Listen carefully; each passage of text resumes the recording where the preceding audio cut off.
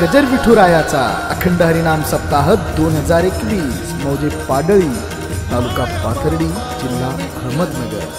प्रक्षेपण आपल्या आवडत्या गजर कीर्तनाचा या यूट्यूब चॅनलवर। वासनेचे बीज जळून जाय मग राम नामी उपजे आवडी सुख घडोघडी वाढू लागे। सालाबाद प्रमाणे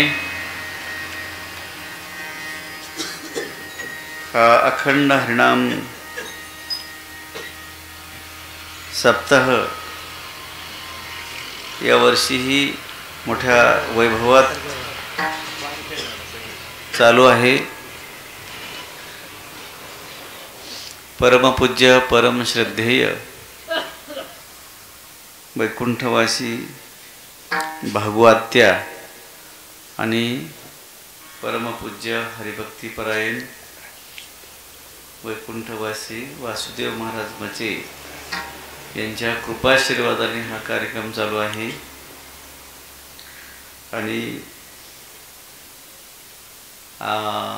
परमपूज्य परमश्रद्धेय हरिभक्तीपरायण वाणीभूषण गायन सम्राट विनोदाचार्य मच्छिंद्र महाराज निकम यांच्या मार्गदर्शनाने आणि समस्त ग्रामस्थ भजनी मंडळी गावकरी पाडळी व चितळी यांच्या अमोल सहकार्याने हा कार्यक्रम अतिशय सुंदररित्या चालू आहे।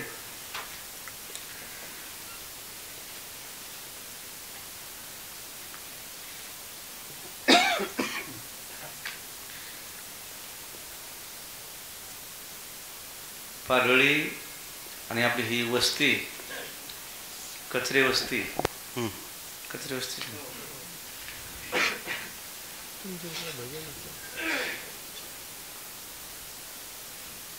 या परिसरातील सर्व गुणीजन मंडळी या ठिकाणी उपस्थित आहे। गावातील सर्व मंडळी भाविक या ठिकाणी उपस्थित आहेत। आणि आता चाल झाली, अशी सुंदर चाल झाली।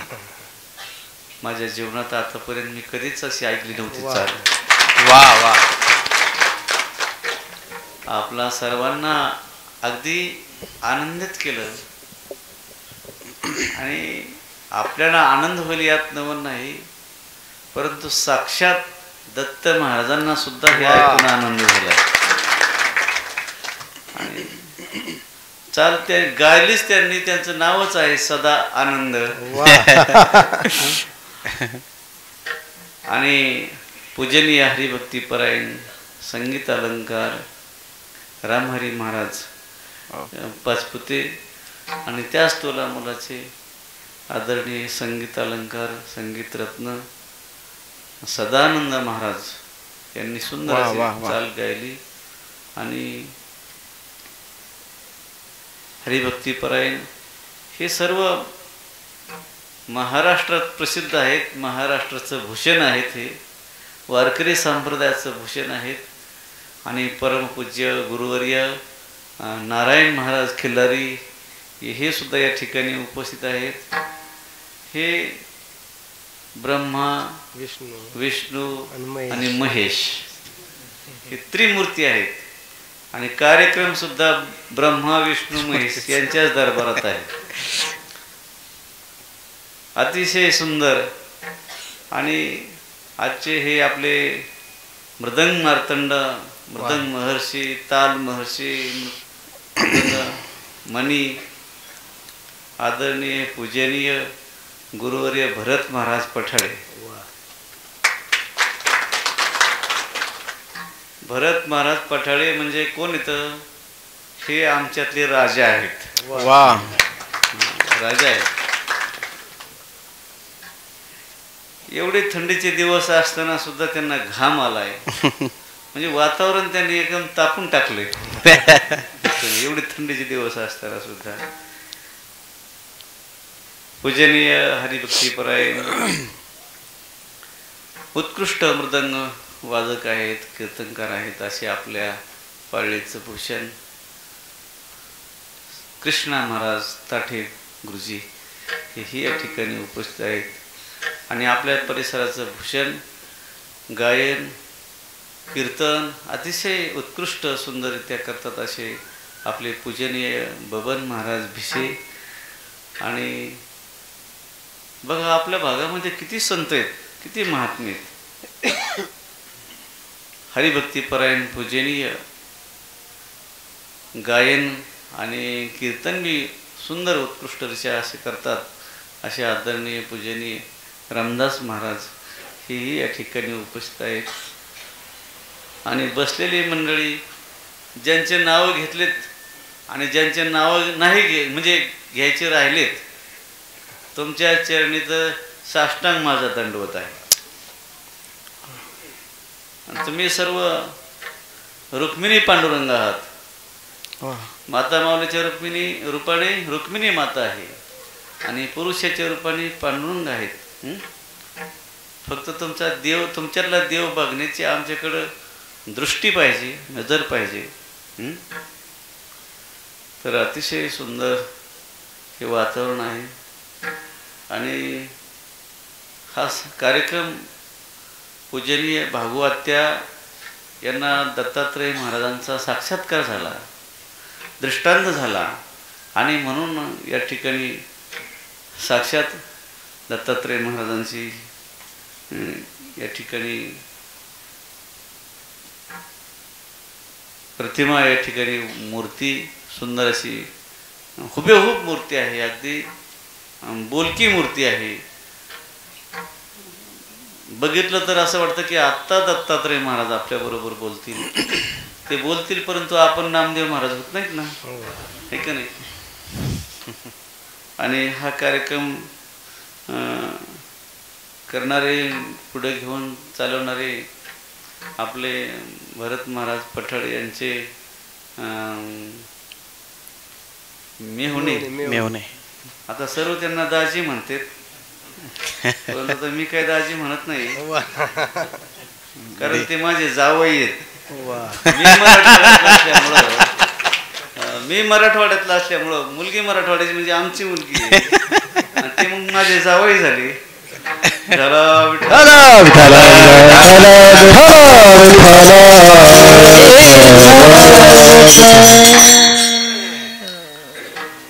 कीर्तनासाठी जो आपण अभंग घेतलेला आहे तो संत प्रकरणातील आहे. या जगामध्ये अनेक गोष्टी दुर्लभ आहेत आणि परमार्थात विशेष करून साधू भेट दुर्लभ आहे, अवघड आहे. खरा गुरु, खरे संत हे मिळणं अतिशय दुर्लभ आहे, फार अवघड आहे. मंदिर बांधणं सोपं आहे, परंतु या ठिकाणी रोज सर्व विधिवत, सर्व पूजा अर्चा या ठिकाणी हे करतात. अतिशय स्तुत्य गोष्ट आहे, कौतुक. त्यांचं जेवढं कौतुक करावं तेवढं कमीच आहे. ते कौतुकास पात्र आहेत. आणि या ठिकाणी ही पाडळीतली सर्व हाताळची मोठमोठी मंडळी, महान हस्ती जमलेले आहेत. तर आपले ज्यांनी उभं जीवन ज्ञानदानाचं पवित्र कार्य केले असे आपले आदरणीय चाटे सर या ठिकाणी आहेत, पूजनीय भीमराज बाबा आहेत. आणि ज्यांनी गुरुवर्य नारायण महाराजाचं मंदिर बांधलंय असे आदरणीय आपले देशाची सेवा ज्यांनी केली असे मेजर पोपटराव केदार हेही या ठिकाणी उपस्थित आहेत. कारण त्यांचं जर नाव राहिलं तर गुरुवर्य नारायण बाबा माझ्यावर रुष्ट होतील. असं सुंदर असं कार्य त्यांच्या हातून घडले आणि आपल्या सर्वांच्या हातून हे कार्य घडत आहे. ही सर्व गावकरी मंडळी या कार्यक्रमाला, म्हणजे सर्व गावाचा हा कार्यक्रम आहे आणि सर्व पंचकोशीचा कार्यक्रम आहे. त्यामुळं सर्व मंडळी या ठिकाणी आवर्जून उपस्थित राहते, भेट देतात. मी दरवर्षी या कार्यक्रमाला कधी का होईना परंतु भेट देऊन जात असतो.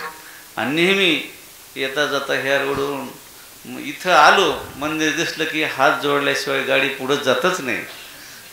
कारण देवाच्या पुढून मंदिराच्या पुढून हात न जोडता जाऊ नये. देवाचा अपमान होतो आपल्याकडून, है का नाही? म्हणून कुठल्याही मंदिरापुढून जाताना हात जोडून लावून गेलं पाहिजे, नाहीतर त्या देवाचा अपमान होत असतो आपल्याकडून. जसं मोठ्या माणसाच्या समोरून जर उद्धटवाणी गेलं तर त्या मोठ्या माणसाचा अनादर केला असं त्याला पाप घडत असतं त्या माणसाला. म्हणून मोठ्या माणसासमोर सुद्धा तसं उद्धटसारखं जायचं नाही. आणि जर आपण लवून भजून हात जोडून त्यांना नमस्कार करून गेलो तर त्यांचा आशीर्वाद आपल्याला भेटत असतो. आणि आशीर्वाद ही अशी गोष्ट आहे, ती काही रोज देण्याची गोष्ट नाही, वस्तू नाही. ती कधीतरी एकदाच मिळत असते आणि ती जन्मांतरी पुरत असते. असे आशीर्वाद आहे. तर संत भेट अतिशय अवघड आहे. किती अवघड आहे. आपलं जे हे मुंडकं आहे, हे मुंडकं तोडून दिलं आणि त्या मोबदल्यात जर संत भेटत असतील तर समजायचं की संत भेट ही स्वस्त आहे.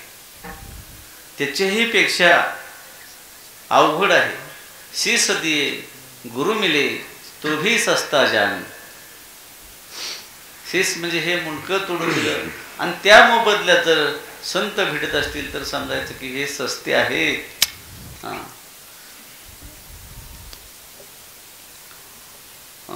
शैले शैलेन माणिक्यम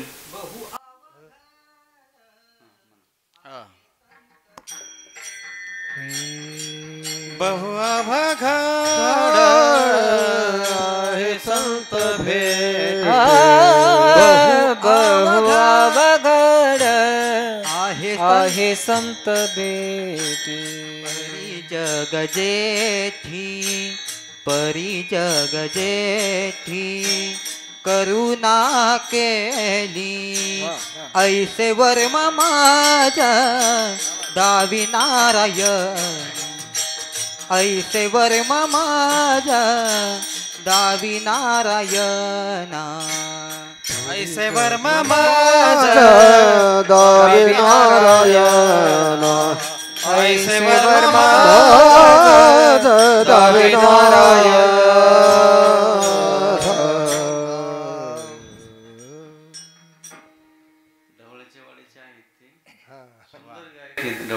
छान. कारण नेहमी आम्हाला तेच येतं बरोबर. मग गायक वा छान. ही संत भेट अवघड आहे. शैले शैलेन माणिक्यम मौक्तिकम न गजे गजे साधो नहीं सर्वत्र चंदनम न वने वने. सिंहों के लेंडे नहीं, कबीरदास महाराज सांगतील, सिंहों के लेंडे नहीं, नहीं हंसों की पात, लालों की बुरिया नहीं, न चले साधू जमात. म्हणजे सिंहाचे असे कळप नसतात. एखादाच सिंह असतो. हंस नावाचा जो पक्षी आहे त्याचे थवे नसतात. थवे चिमण्याचे असतात. करकुंजा नावाचा एक पक्षी आहे, त्याचे थवे असतात. आणि लाल नावाचं जे रत्न आहे ते एखादंच रत्न असते विरळ. ते उगाच कांदा बटाट्याच्या गोण्या भरलेल्यासारखं ते रत्न नसते. त्याप्रमाणे साधूच्या टोळ्या नसतात. टोळ्या ह्या लांडग्याच्या असतात समजा, पण साधूच्या नसतात. एखादाच साधू असतो लांडग्याच्या.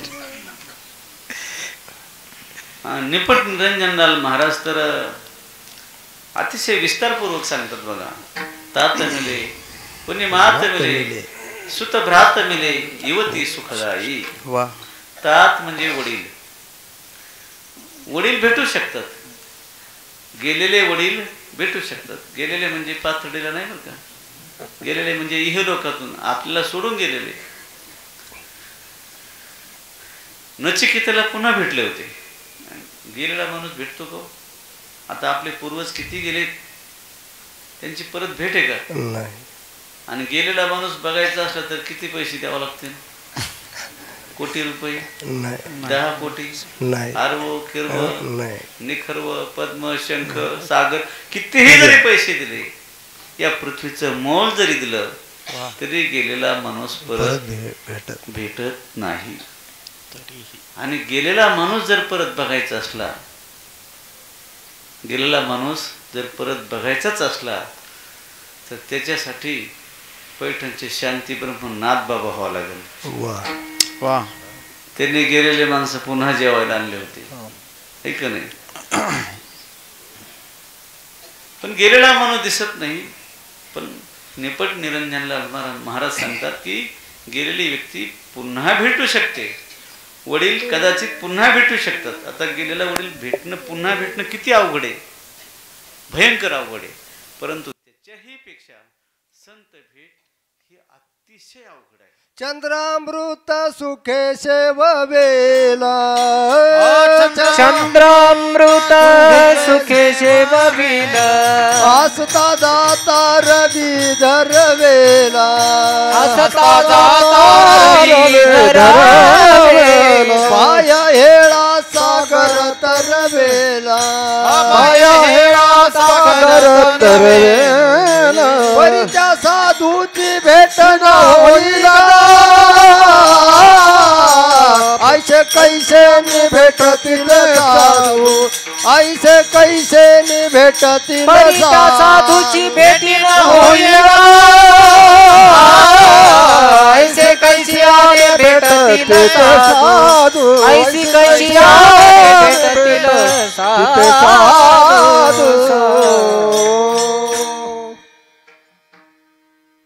चंद्रामृत सहज भेटेल, चंद्रामृत प्राप्त होतं ना आपल्याला. चंद्रामृताने काय होतं? आरोग्य मिळतं माणसाला. कोजागिरी पौर्णिमेला भेटत असतं चंद्रामृत. चंद्रकिरणामध्ये दूध तापवते, त्या चंद्रकिरणातून अमृत पडत असतं आणि ते दूध पिल्यानंतर आरोग्य त्याला लाभलं जातं. अमृताचे 3 प्रकार आहेत. एक धान्याधिकामध्ये अमृत असतं.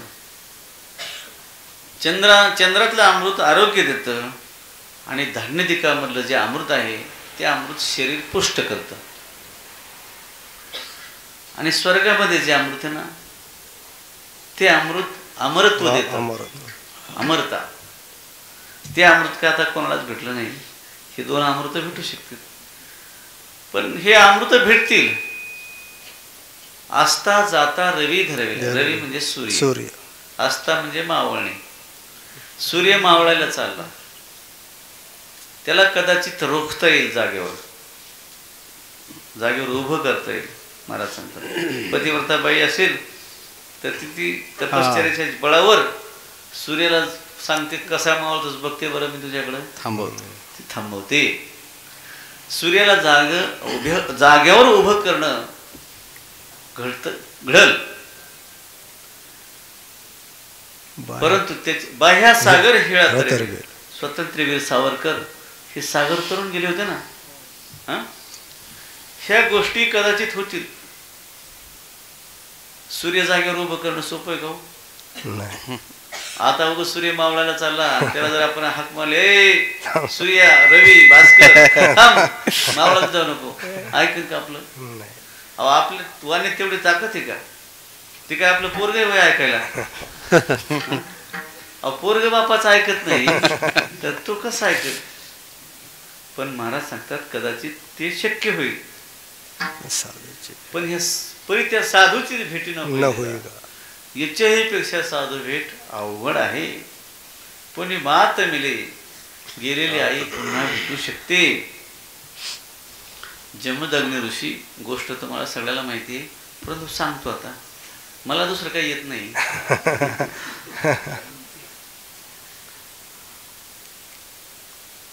जमदग्नी ऋषी अतिशय रागीट होते आणि त्यांची पत्नी रेणुका देवी, रेणुका माता, ती इतकी तपस्विनी होती की ती आपल्या तपाच्या बळावर वस्त्राच्या खोळीत पाणी आणत असायची. असं गवताचं गाठोडं बांधल्यासारखं पाण्याचं गाठोडं बांधायची आणि घेऊन यायची ती तपश्चर्याच्या जोरावर. पण एके दिवशी त्या मातृतीर्थावर पाणी आणायला गेली आणि पाण्यामध्ये तिने मत्स्य मैथून बघितलं. विकार उत्पन्न झाला आणि मग काय तिला वस्त्राच्या खोळीमध्ये पाणी येईना. वस्त्राच्या खोळीत पाणी घेण्याचा प्रयत्न करायची, परंतु पाणी गळून जायचं.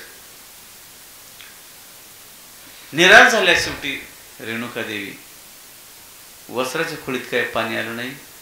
मग त्या शेवटी मोकळ्या माघारी गेल्या आश्रमामध्ये. आज पाणी आणलं नाही हे जमदग्नीने बघितलं आणि त्याचं कारण विचारलं की तू आज मोकळी माघारी का आलीस, पाणी का आणलं नाहीस. ती महान तपस्विनी असल्यामुळं तिने सत्य वृत्तांत कथन केला, सत्य सगळी खरी गोष्ट सांगितली. मग हे ऐकून जमदग्नी ऋषीला अतिशय राग आला.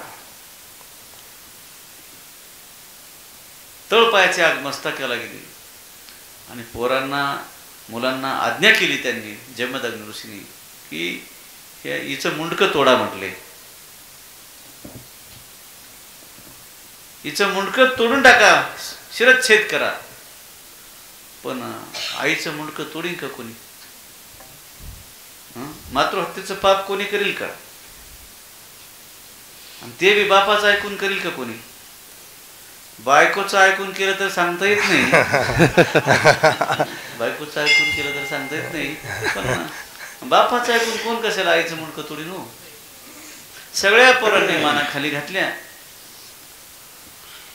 मग तिथं परशुराम उभे होते. मग परशुरामाला आज्ञा केली.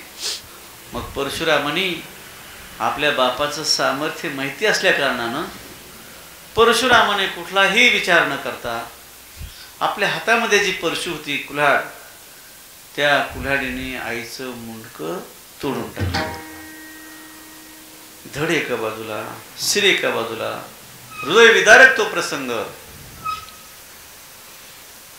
आणि मग जमदग्नी प्रसन्न झाले त्या परशुरामावर आणि परशुरामाला म्हटले, बेटा तू माझी आज्ञा पालन केलीस, मी तुझ्यावर प्रसन्न झाले, प्रसन्न आहे.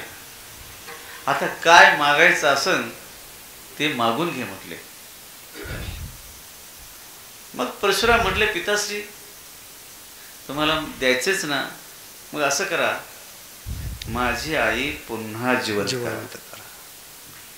आणि तिला पूर्वीचं काहीच स्मरण ठेवू नका, आठवण देऊ नका, अशीच जिवंत करा. जणू काही ती झोपेतून उठून बसली, अशीच जिवंत करा म्हटले. जमदग्नी ऋषीने पाणी शिंपडलं आणि त्या रेणुका देवीला पुन्हा जिवंत केलं. पुन्हा मात मिले, आई पुन्हा भेटू शकते. म्हणजे हे ऐकून कीर्तन आता ऐकून घरी जाऊन कोणी परशुराम होऊ नका बरं. त्या भानगडीत परशुराम होण्याच्या भानगडीत आपण पडायचं नाही, कारण आपले बाप काय आता जमदग्नी राहिले नाही, त्याच्यामुळे आपण कशाला परशुराम व्हायचे. पुन्हा मात मिले, सुत भ्रात मिले. सुत म्हणजे मुलगा. सांदीपाणी ऋषीचा मुलगा, एकुलता एक मुलगा, दत्त नावाचा मुलगा समुद्रात बुडून मेला होता. भगवान श्रीकृष्णाने सांगितलं की गुरु महाराज काहीतरी मागा, गुरुदक्षिणा म्हणून काहीतरी मागा. पण त्या सांदीपाणी ऋषीने काहीच मागितलं नाही. मग शेवटी गुरुमाताकडे गेले भगवान श्रीकृष्ण आणि गुरुमाताला म्हटले, काहीतरी मागा मला. मग गुरुपत्नी म्हटले की असं कृष्णा, माझा एकुलता एक मुलगा समुद्रात बुडून मेलेला आहे, तो मला परत आणून दे. भगवान श्रीकृष्णाने गुरुचा मेलेला मुलगा, तो समुद्रात बुडून मेलेला मुलगा, दत्त नावाचा मुलगा, तो पुन्हा जिवंत करून आणला. माऊली ज्ञानोबा म्हणतात, मृत गुरुपुत्र आणला, तो तुवा पवाडा जिंकला. म्हणजे मेलेला गुरुचा मुलगा आणून दिला परत. सुत मिले, भ्रात मिले.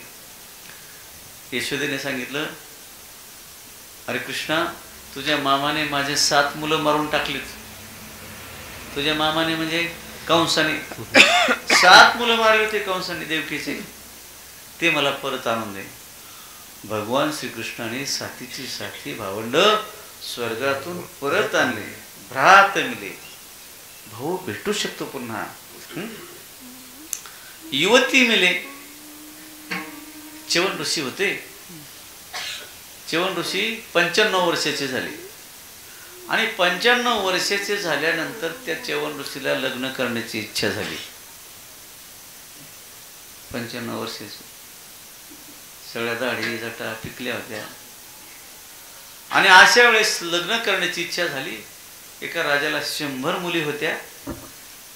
मग च्यवन ऋषी त्या राजाकडे गेले की एखादी मुलगी देईल आपल्याला म्हणून या आशेने गेले. आणि ते च्यवन ऋषी राजाला म्हटले, महाराज एखादी मुलगी द्या मला. आता राजाने ह्या च्यवन ऋषीकडे बघितलं. जग म्हातारा झाला, गालावर सुरकुत्या पडलेल्या सगळ्या. आता याला कशी मुलगी द्यावं? पण नाही म्हणता येईना. कारण नाही म्हणावं तर हा ऋषी म्हटले शाप देईल. मग ते राजा म्हटले, महाराज असं करा, तुम्ही उद्या या म्हटले, तुम्हाला सर्व मुली दाखवतो. जी मुलगी तुम्हाला पसंत करीन तिच्याबरोबर तुमचा विवाह लावून देतो म्हटले. च्यवन ऋषी पुन्हा आले आपल्या पर्णकुटीवर, झोपडीवर आले आणि आपल्या तपाच्या बळावर च्यवन ऋषीने सुंदर असं लावण्य धारण केलं, सौंदर्य धारण केलं.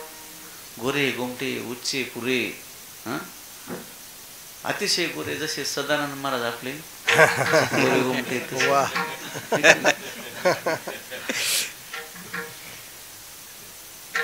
तेजस्वी डोळे, चेहऱ्यावर कांती, एकदम सुंदर असं ब्रह्मचर्याचं तेज. नाकाची पन्हाळी, एकदम डोळे असे तेजस्वी डोळे. मग आले दुसऱ्या दिवशी च्यवन ऋषी आणि म्हटले, महाराज आता द्या एखादी मुलगी. मग त्या राजाने 100च्या 100 मुली बोलवल्या, आणल्या. त्या 100च्या 100 मुलीने च्यवन ऋषीला बघितलं.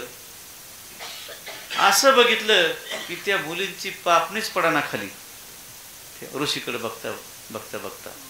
कारण ऋषी इतके सुंदर दिसायचे. हे लावण्य त्यांनी आपल्या तपश्चर्याच्या बळावर धारण केलं आणि ह्या मुली भाळल्या च्यवन ऋषीवर. युवती मिले आणि त्या च्यवन ऋषीच्या नावाने तेव्हापासून च्यवनप्रास भेटतं बरं का.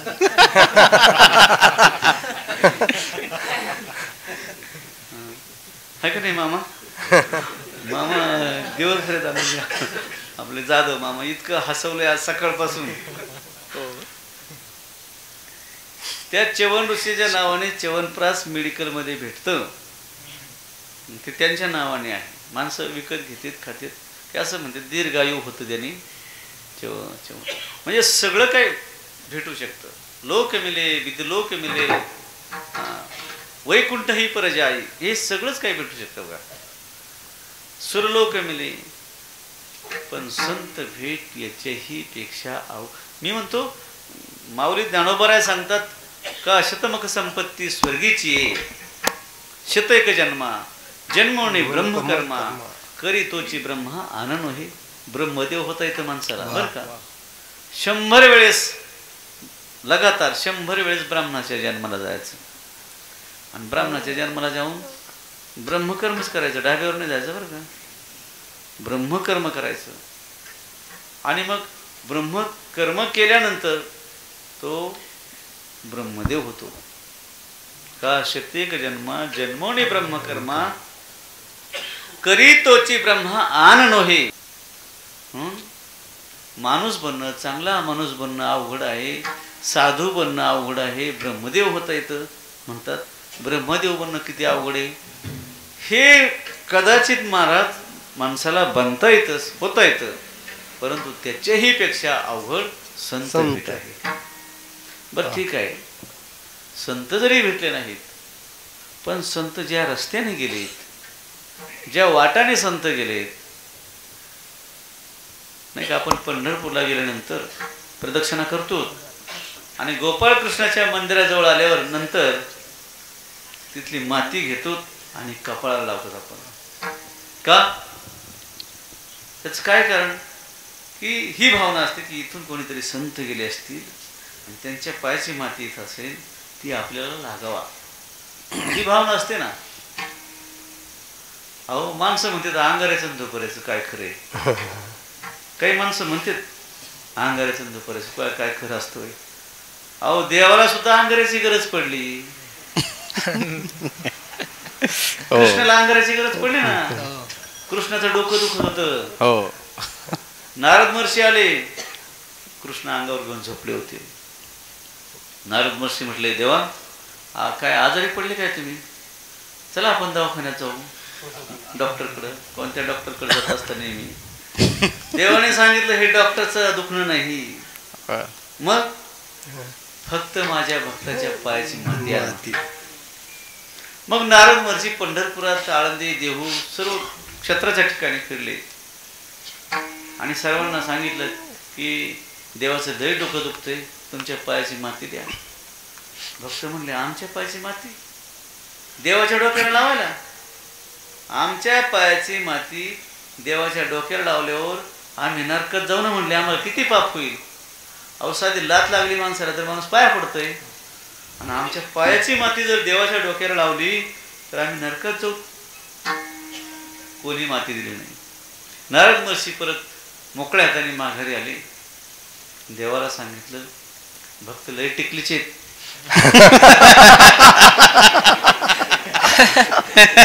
कोणी भक्त काही माती दिला. ते साधू लोक म्हणजे टिकलीचे असतात नाही. आता न्यूज भोळा दिसतो मला सगळंच भोळा त्याच मिले पकाटे. म्हणजे मी खरंच येडा माणूस आहे. मला काय कळतंय मी येडाच माणूस आहे ना. भोळा माणूस आहे. ते भोळा म्हणून घेण्यात फार मोठा आनंद असतो. कारण काय जरी काही चुकलं तरी काही कोणी राग करीत नाही. भोळा म्हणण्याचा फायदा किती आहे. जरी चुकलं काही एखाद्याला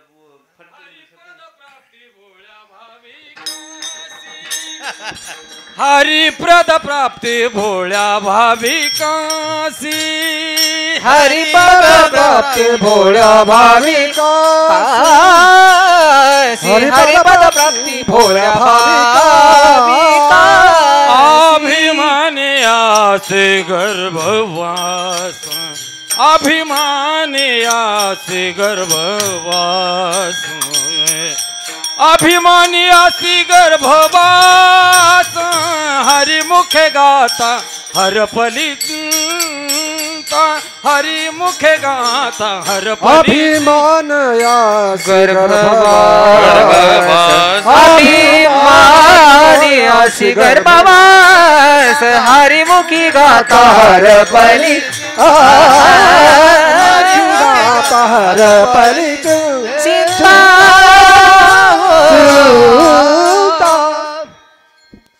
भोळ्या माणसाला देव लवकर भेटतो. आणि जो अभिमानी अहंकारी असतो ना त्याला पुन्हा पुन्हा गर्भवासाला यावं लागतं. ठीक आहे म्हणून अहंकार. तुका म्हणे भोळा जिंकू झाले अभिमान गेला तुका म्हणे देव झाला. बघा लहान लेकरू असतं त्याला किती आवडतं ते माणसाला. त्या लेकराला कोणी उचलून घेतं. नाथ महाराजांनी हरिजनाचं लेकरू उचलून घेतलं. त्याचे पटापटा मुके घेतले नाथ महाराजांनी. हा लेकरू दुश्मनच असू द्या आपल्या हाडवाऱ्याचं लेकरू असू द्या आणि ते जर दारात असं पडलं तर त्याला उचलून घेतो माणूस. कारण त्या लेकराचा स्वभाव निरागस स्वभाव. त्याच्या ठिकाणी द्वेष मत्सर नसतो. आपलं कर्क नसतं. तो निरंकारी असतो. अहंकार रहित असतो. अगरवता करावे दास्य सकळ. गर्वरहित दास्यत्व करावं. दास्यत्व करण्यामध्ये पण गर्व येतो कधी कधी. माझ्यासारखी सेवा करतात. गर्व माणसाला ज्ञानाचाही गर्व येऊ शकतो. माझ्यासारखं कोणी ज्ञानी नाही याचाही गर्व येऊ शकतो. तीर्थयात्रेचाही गर्व येऊ शकतो. कृष्णा महाराज सोडून त्यांचा रिझल्ट चांगला आहे. तुमच्या बरोबर जे येतं ना ते हसत राहतं आनंदी. मला घेऊन जातात पुढच्या माणूस गेला उपाशीच 7-8 दिवसातून एकदा जेवण असतं मग त्याला. तसली यात्रा नको. तीर्थयात्रा केल्यानंतर गर्व येतो ना. मला सुद्धा गर्व आला म्हणला. मी म्हणलो 2000 माणसं नेले होते काशीला. किती माणसं नेले, पण हा गर्व येऊ नये ना, मनाला सुद्धा स्पर्श होऊ नये त्याचा. 2000 माणसं आले ना बरोबर, ते देवानेच नेले, आपणच उलट त्यांच्या बरोबर गेलो, अशी भावना राहायला पाहिजे. मग काही जरी चुकलं ना, जरी त्यांना जेवण नाही मिळालं तरी ते काहीच म्हणत नाहीत. नसन झालं त्यांच्या चर्चा करते. प्रवासी हा नसन ते झालं वेळ. आणि तीर्थयात्रा करताना बरं का एक सूचना आहे सर्वांना. आपण तीर्थयात्रेला जातो ना, घरच्या सगळ्या सुख सोयी सोडून जातो. तीर्थयात्रे घरी झोपायला गादी असते, पलंग असतो, पंखा असतो, एसी असते, जेवायला चांगलं असतं, चकचकी चांगलं, हे सगळं सोडून आपण तीर्थयात्रेला जातो. मग तीर्थयात्रेला गेल्यानंतर तिथे गेल्यावर सुद्धा आपण चांगल्या जेवणाची कशाला अपेक्षा करायची, चटचटीत. तीर्थयात्रेला गेल्यावर फॅनची कशाला अपेक्षा करायची, गाद्याची कशाला अपेक्षा करायची. तीर्थयात्रेला गेल्यानंतर जसा प्रसंग असेल तसं त्याच्यात राहतात, तर त्या यात्रेचा आनंद त्याला भेटतो. नाहीतर तो जर म्हणला नाही जेवणच भाजीच व्यवस्थित नाही की असंच नाही, त्याला त्या तीर्थयात्रेचा आनंदच भेटत नाही. आणि तीर्थयात्रा ही एकट्याने कधीच करू नये. ज्ञानेश्वर महाराजांनी नाही केली. ज्ञानेश्वर महाराजांनी सुद्धा नामदेव महाराज बरोबर सगळं घेऊन गेले. बरोबर. नामयाची भेटी ज्ञानदेव गेले, लोटांगण घातले नामदेवी. नामदेव महाराजांनी लोटांगण घातलं ज्ञानेश्वर महाराजांना. आता नामदेव महाराज किती वयस्कर होते, पण लोटांगण घातलं नामदेव महाराजांना. ही पहिली गोष्ट आहे. आता सगळे तीर्थयात्रा एकट्याने करू नये. आणि कमी 10-15 हजार काय होतो, एकटा जर माणूस गेला एखाद्या देवाला तर एकच देव होईल, 15,000 रुपये जातील त्याचे, तरी तो आनंद नाही. म्हणून प्रवासामध्ये एकट्याने कधी जायचं नाही, एकट्याने प्रवास करू नये. भजनात 2-4 माणसं पाहिजे, तेव्हा ते भजन होतं, ऐकलं नाही. तपश्चर्या एकट्याने करायची, ध्यान एकट्याने करायचं, भजन 4-5 जणांनी करायचं, शेती 5-6 जणांनी करायची, प्रवास 10-15 जणांनी करायचा, आणि युद्ध बहुसंख्येने करायचं, ऐकलं नाही. भगवंताला सुद्धा त्या अंगाऱ्याची गरज पडली. नारद महर्षींनी सांगितलं कोणीच भक्त काय अंग पायाची माती द्यायला. मग देव तर जास्तच व्याकुळ झाले, म्हटले आता मी जगतच नाही, मरतोय म्हटले. नारद महर्षी म्हटले की काय करू आता.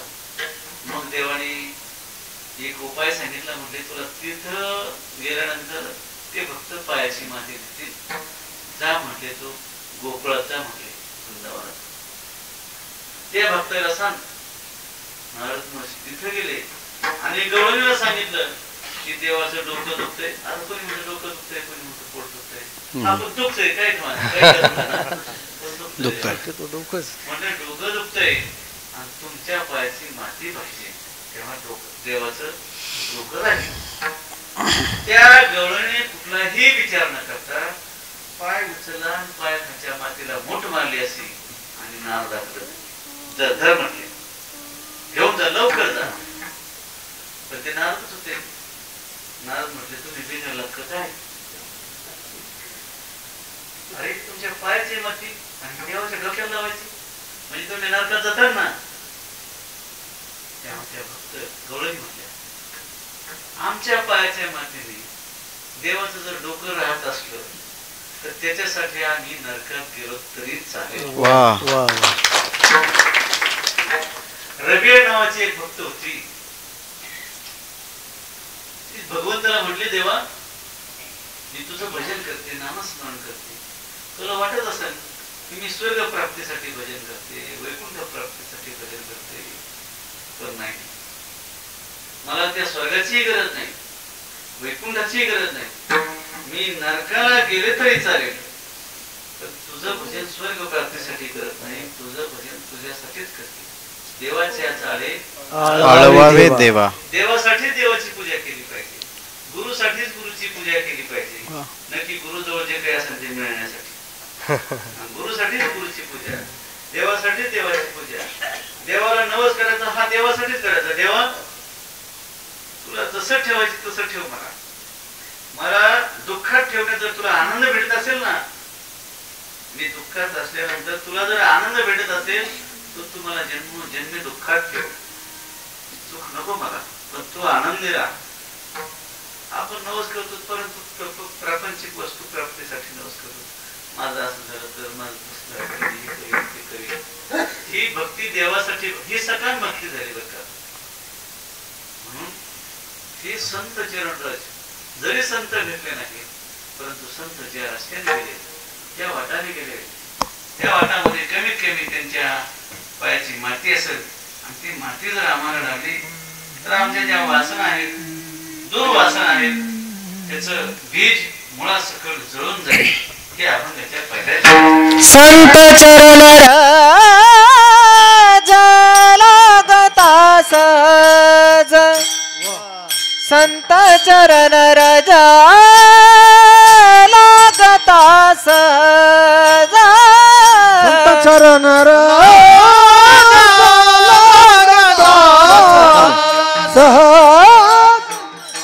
संत चरण राजा लागता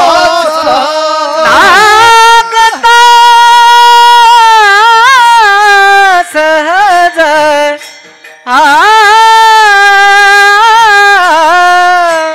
संत चरण राजा लागता सहज, संत चरण राजा लागता सहज, संत चरण राजा लागता सहज, संत चरण लागता सहज. वासनेचे बीज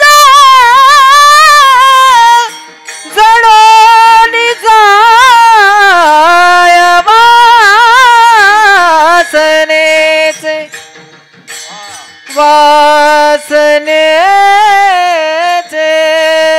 बीज, वासनेचे बीज जळून जाय, वासनेचे बीज जळून जाय, वासनेचे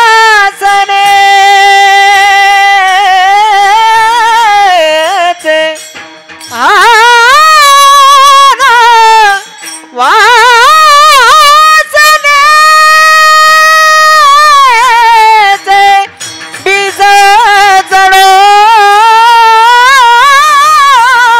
जाय, वासनेचे बीज जळून जाय, वासनेचे बीज जळून जाय, मज राम नामे उपजे आवडी, मग राम नामे उपजे आवडी. वासनेचे बीज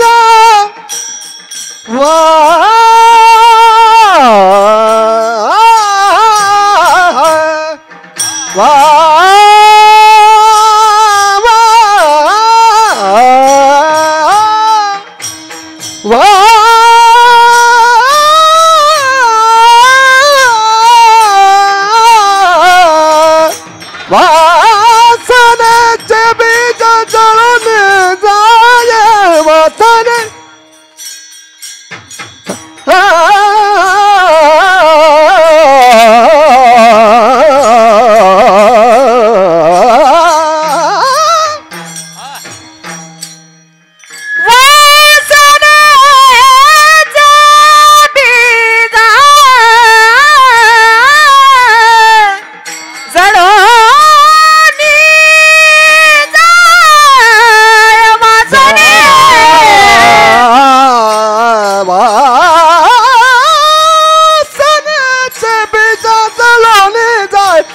राम नामे उपजे आमरी राम उपजे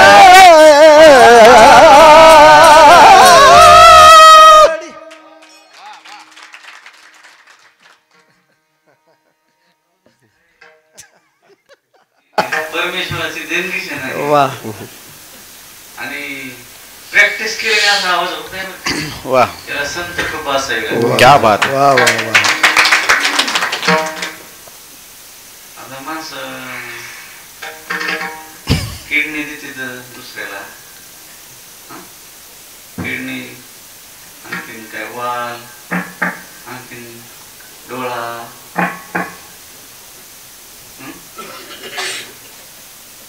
आता ते आवाज गायला लागल्यानंतर मला असं वाटत होतं त्यांचा कंठ घेऊन इथं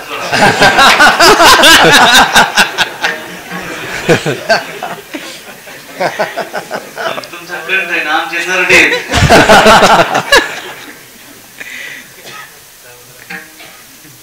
तुम्हाला माझं उर्वरित आयुष्य तुम्हाला भेटो. वा वा वा अशा हरिभक्तांची आणि अशा परमेश्वराचं चिंतन करणाऱ्यांची फार गरज असते. या भूतलाला या पृथ्वीला गरज आहे, सर्व समाजाला गरज आहे. जो माणूस दुसऱ्याला आनंदी करतो ना त्याची गरज असते.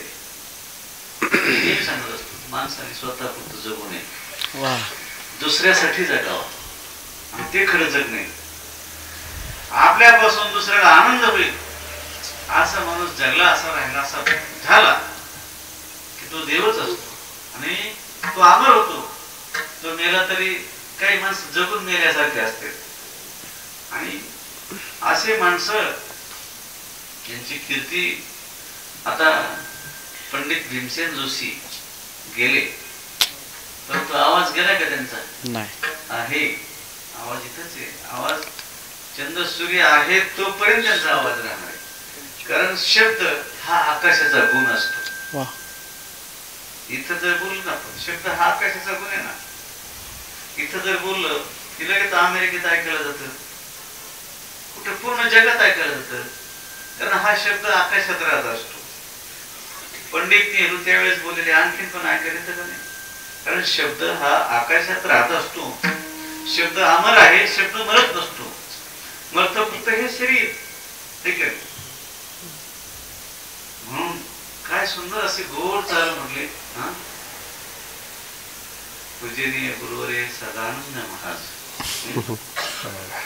म्हटले मी गडावर आलो होतो पण आता त्यावेळेस मी नव्हतो. काय म्हटलो मस्त होतो आपली भेट झाली का? त्यावेळेस तयारी नसेल.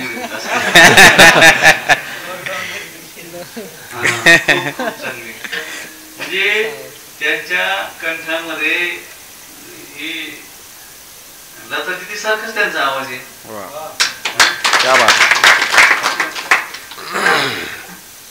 प्रति गंधर्वच असं सुंदर गायन. आणि ही तिथी म्हणजे हिरेत रत्न एक दराव दुसरं करावं, एक दराव दुसरं करावं. नाही लिपे जायला शेरा असं वासर म्हणतेच नसतं. एक एक का हुन बळी रे, एक एक का हुन बळी रे. आज दत्तात्रयाच्याच दरबारामध्ये हा कार्यक्रम आहे. आणि हे दत्तात्रयच येत ब्रह्मा विष्णू आणि महेश. आणि आमच्या सर्वांचे शिरोमणी राजे म्हणजे इंद्र राजे. इंद्र इंद्र त्या संत लोकांचे राजे असा कीर्तन कर नाही की जो भरत महाराजांना ओळखीत नाही. वा आमदार खासदार ते त्यांच्या तालुक्यापुरते जिल्ह्यापुरते असते. शक्यतो आपल्या सगळ्या मंत्र्याचे नाव माहित नाही.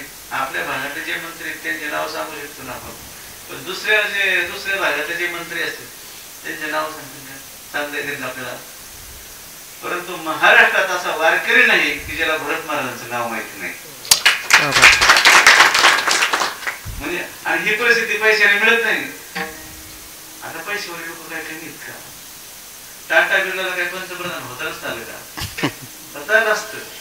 परंतु पैसे खर्च करण्याची आणि समाजासाठी करण्याची काही हे सगळ्यातच ते सामर्थ्य नसतं. आदरणीय पंतप्रधान नरेंद्र मोदी यांनी हा देह देशासाठी दिला. देह दिला देशासाठी. आपले सैनिक हा देह देशासाठी देतात आणि त्यांच्या जीवावरच आपण सुखाने झोपतो, 2 घास खातो, आहे का नाही?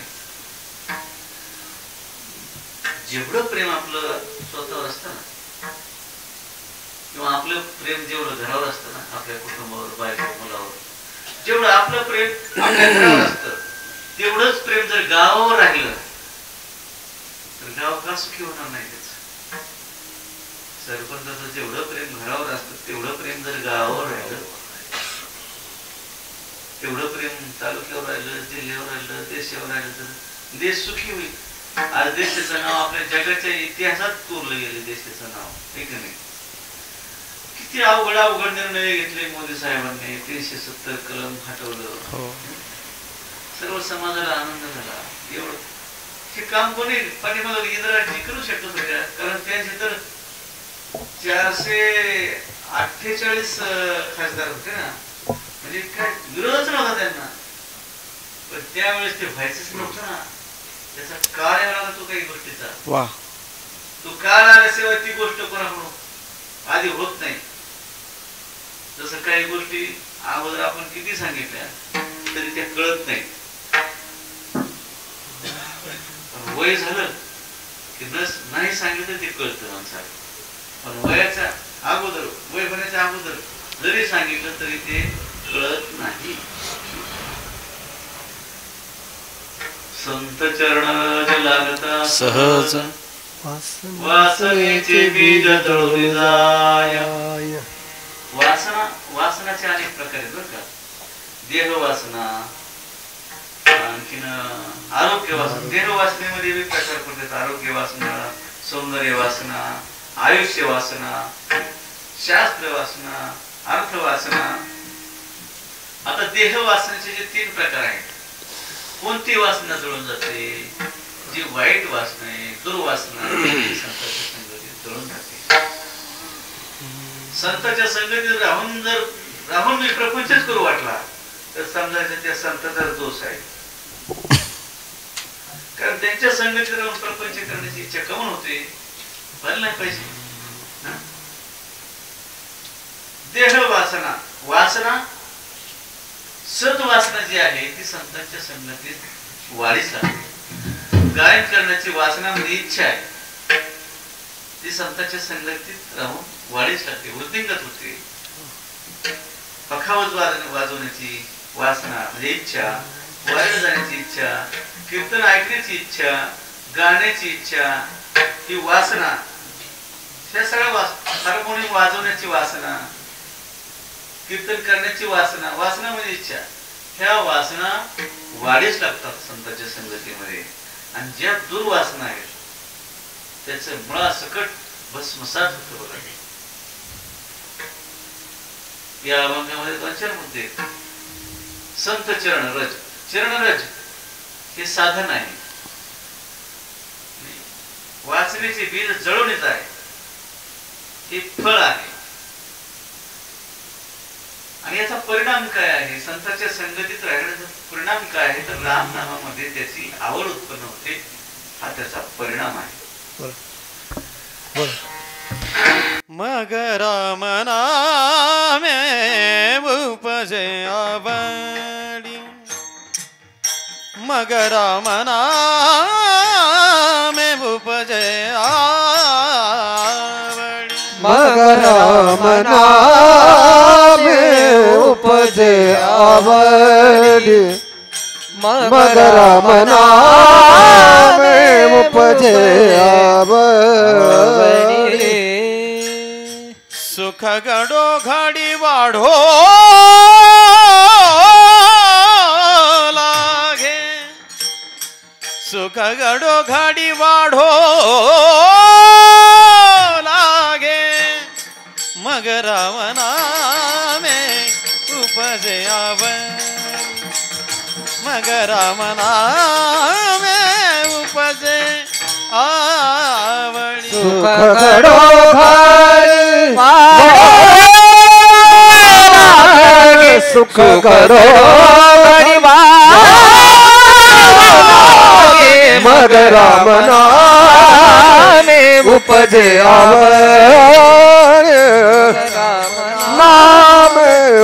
उपजे आवडी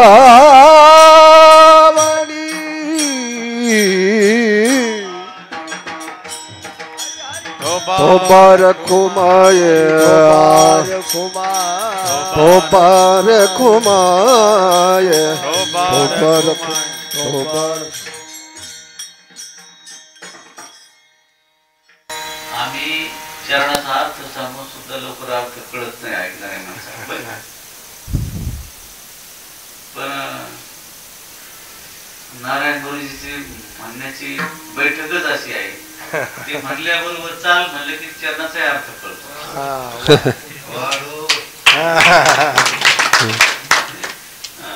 तसे हावभाव बी आले पाहिजेत ना. कोणत्या अक्षरावर भर द्यायचे, अल्पप्राण महाप्राण जास्त व्याकरणामध्ये ते निवडता आलं पाहिजे. मग संतांच्या संगतीत राहिल्यानंतर काय होतं, राम नामामध्ये आवड उत्पन्न होते. आणि आवड ही अशी जबरदस्त आहे. आवड त्याला म्हणतात, आवड ही अशी जबरदस्त आहे की कुठल्याही प्रतिबंधास ते जुमानत नाही. त्याला आवड म्हणतात. आवडीचा विषय एखाद्याचा आणि आपण त्याला किती प्रतिबंध करा तो नाही ऐकत, कारण की त्याची आवड आहे, त्यालाच आवड होती.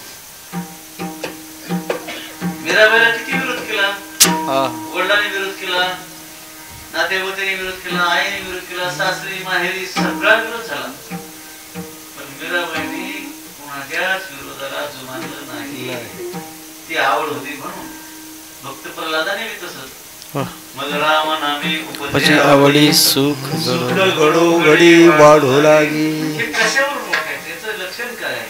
कंठी प्रेम नैनी निर्लोटी हृदय प्रगटी रामरूप तुका म्हणे साधना सुलभ गोमटे तुका म्हणे साधना सुलभ गोमटे गोमटे तुका म्हणे साधना सुलभ गोमटे गोमटे तुका म्हणे साधना सुलभ गोमटे परी उपतिष्ठे पूर्व पुण्या परी उपतिष्ठे पूर्व पुण्य परी उपतिष्ठे पूर्व पुण्या परी उपतिष्ठे पूर्व पुण्य मग मग मग राम नामे उपजे आवडी हो मग राम नामे उपजे